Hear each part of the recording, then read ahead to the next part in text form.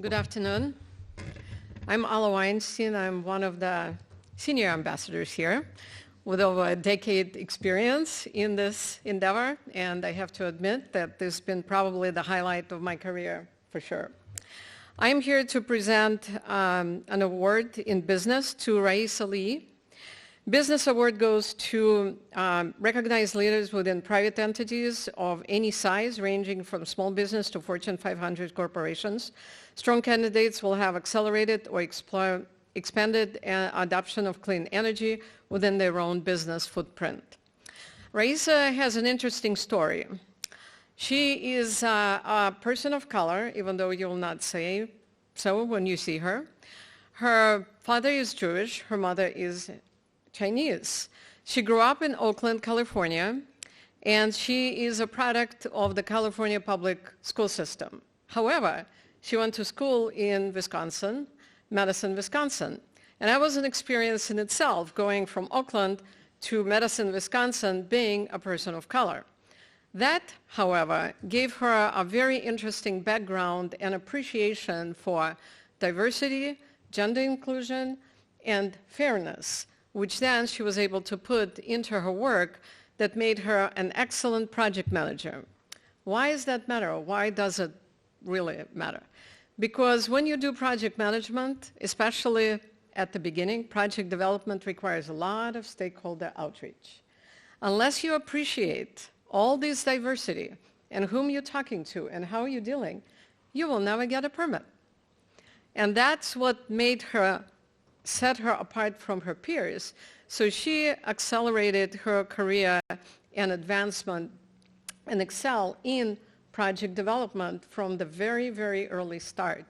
That gave her an ability to do land acquisition, getting permits from over 30 plus agencies, talking to investors, doing project finance, structured project finance, and everything else in between.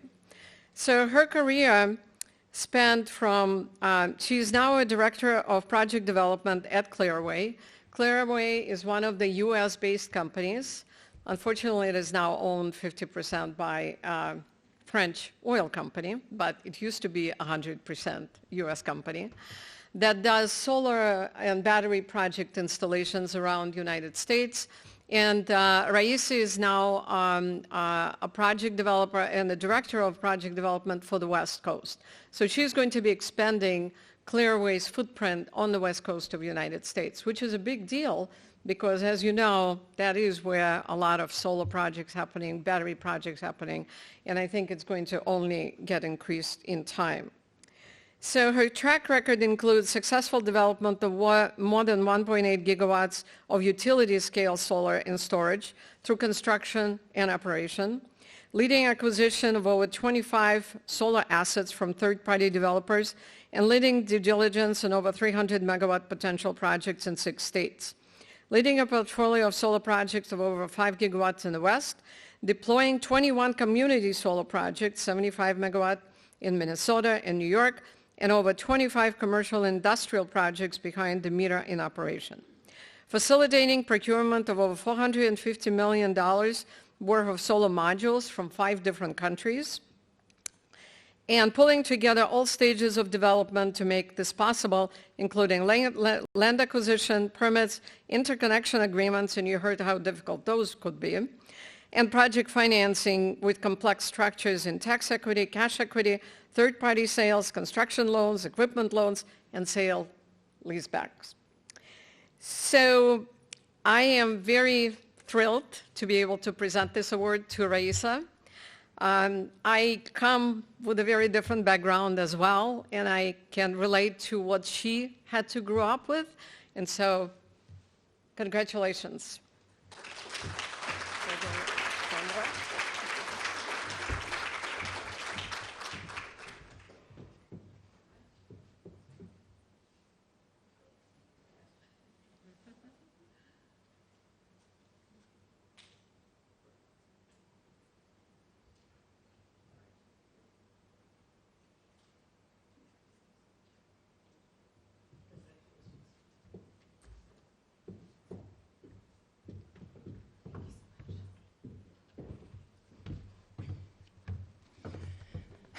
afternoon, everybody. It's been such an amazing 2 days here.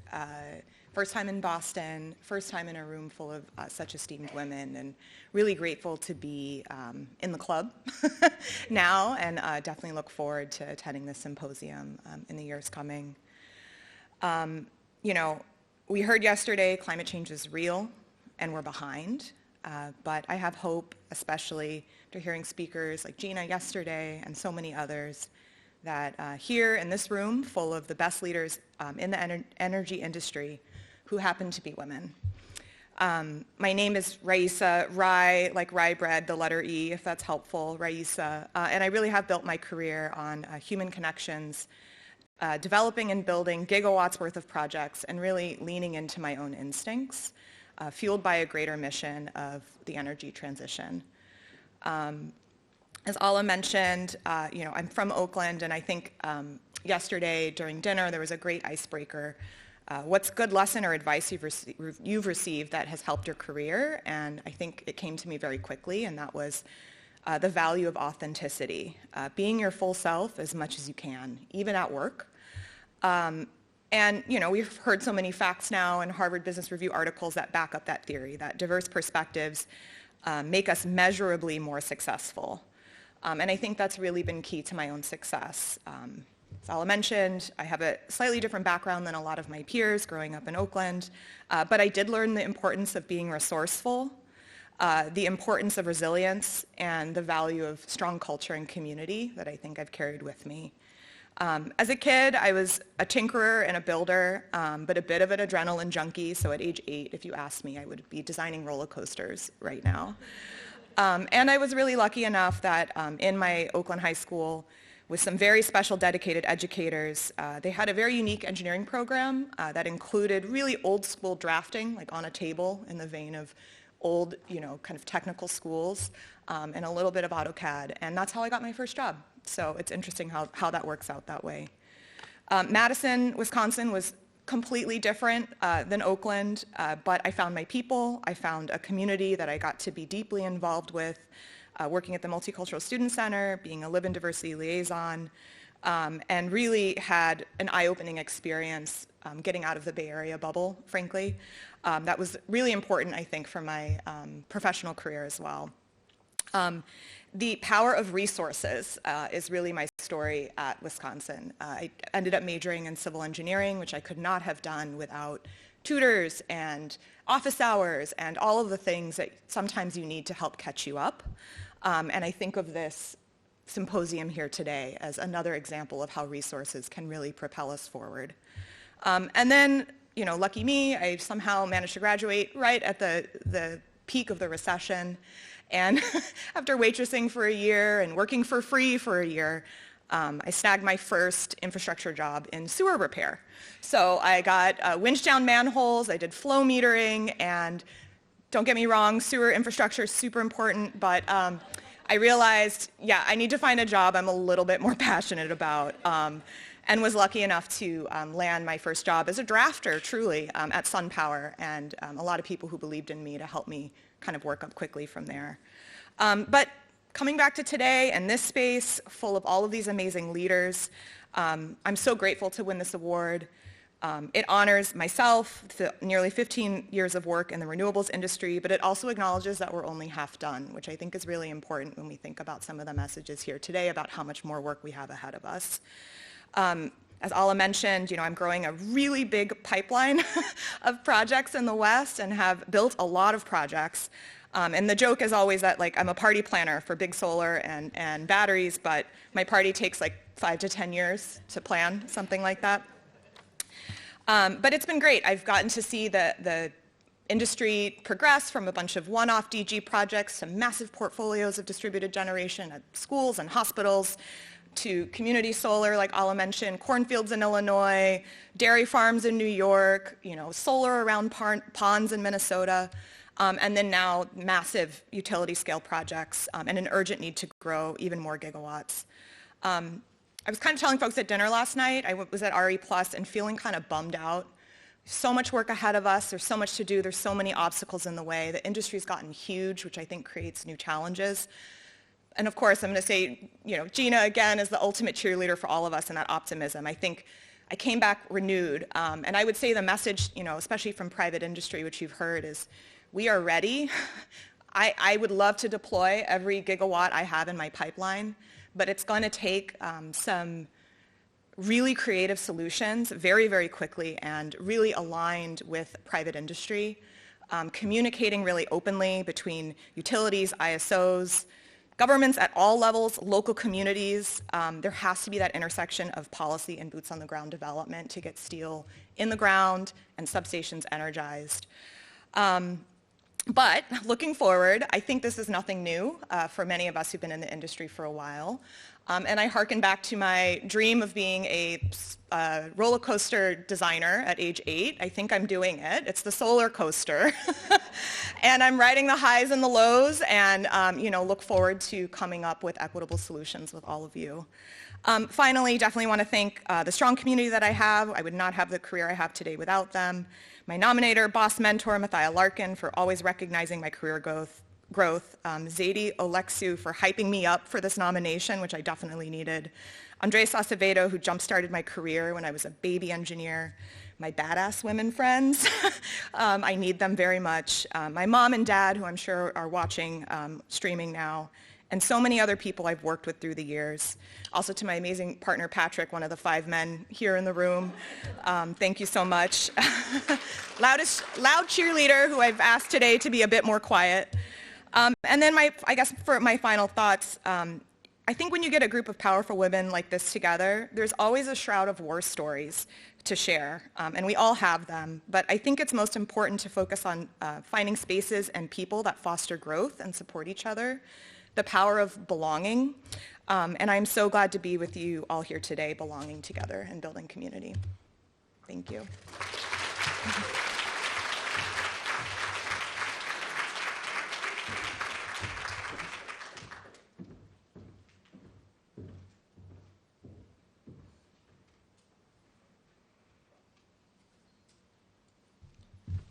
Good afternoon. I'm Bobby Kate Skarnick, and I'm here to present the Technology and Innovation Award.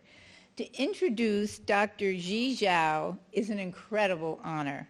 She embodies the essence of C3E in terms of her cutting-edge research and science, her leadership in a highly technical field, and her ongoing commitment to advancing the role of female scientists and engineers.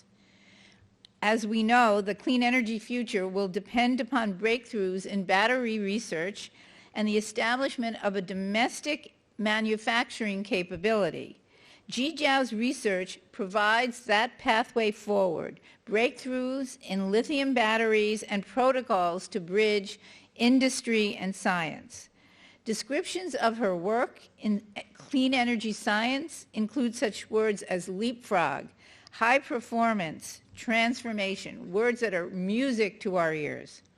Her leadership includes managing PNLL's Battery Materials and Systems Group, coordinating among national labs and major research institutions. In her day job, she leads the laboratory's Battery Materials and System Group.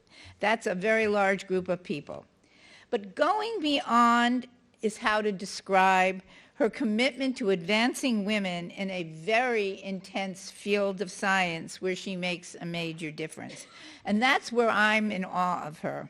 She even led 14 women to publish a perspective article on women in electrical chemistry. And I think of that book now about women in chemistry and just overcoming, and the fact that she wrote such an important article for women is very critical.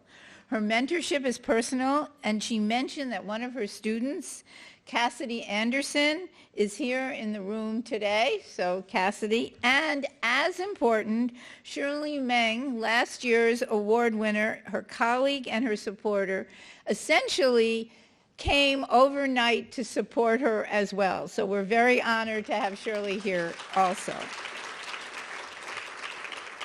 Of her many awards and accomplishments, I will just mention one, the E.O. Lawrence Award from DOE, which is one of the highest awards that DOE gives to its scientists. And now she can add her C3E Award to her CV. So it is my pleasure to welcome Dr. Zhao.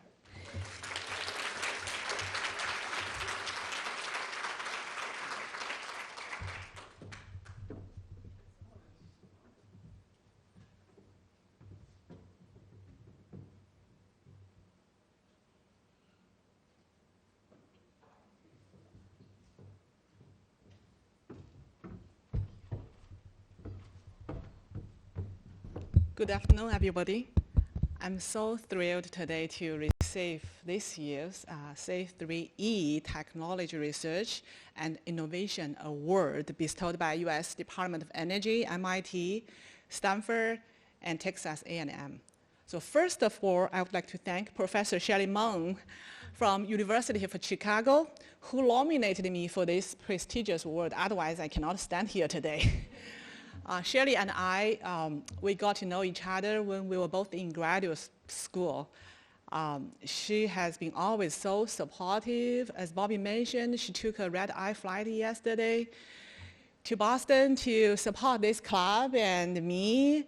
She even gave me a lipstick this morning to make sure that I look good on camera.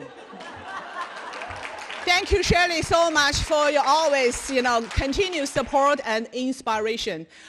I'm also very thankful to my husband and my 2 kids who behave most of the time and tolerate me for missing some family events because of work. I know that's not right. I'm not sure if they're online. And I promise I will correct myself in the future. I'm also very, very thankful to the tremendous support from my colleagues and the students. So this recognition is not just for myself, but for my entire group at the PNL and the University of Washington. So I have been supported by U.S. Department of Energy since I was still a graduate student, supervised by Professor Stan Whittingham. I'm sure some of you are quite familiar with Professor Whittingham, who won the Nobel Prize in Chemistry in 2019 because of his outstanding contributions to lithium-ion battery technology. But my interactions with Professor Stan Whittingham actually started about 20 years ago when I was still undergraduate student. I was so brave. I read a paper published by him. I sent him an email asking some very naive questions about the experiments part. And surprisingly, he replied my email very quickly with a lot of detailed information about the published paper. I was not even his student at that moment. And our conversation continued after discussing that paper, which inspired me to make a very important decision in my life to pursue my PhD degree in Professor Whittingham's group. So that's how I moved to the United States and started my career here. So after I got my PhD degree, I immediately joined the Pacific Northwest National Laboratory and was fortunate to become the first postdoctoral research associate hired by a lab-level initiative in energy storage. The lab initiative was led by Dr. Jun Liu and Dr. Judd Verden, who later both become my mentors in the lab. Dr. Judd Verden is now our lab's associate lab director. I think many of you probably know him very well. So Jun and Judd, they have created a very healthy environment for scientists to thrive, and that has really benefited many, many young scientists, including myself.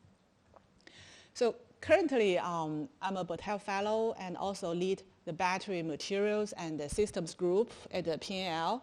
We have 75 outstanding scientists and engineers working together to address the scientific challenges in clean energy technologies that have been broadly applied in many different areas, such as electric vehicles, grid energy storage, sensors, as well as mobile electronics. So out of this, someone asked me how many female scientists in my group. So out of these 75 staff members, 18 are female scientists, which is definitely not sufficient. So if you're looking for a job in clean energy field, do you consider joining us? and contact me today. This also applies to all the participants online.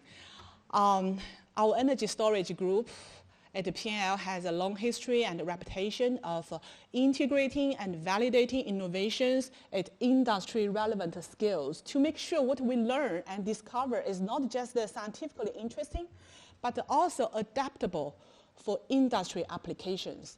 I believe it's the combination of innovation and validation that has made my work impactful and made this a tremendous honor possible. I'm so grateful to have the opportunity to work with our talented colleagues and students every day in the lab. I look forward to collaborating with the incredible people in this room and in our scientific community for a clean energy future. Thank you all. Thanks.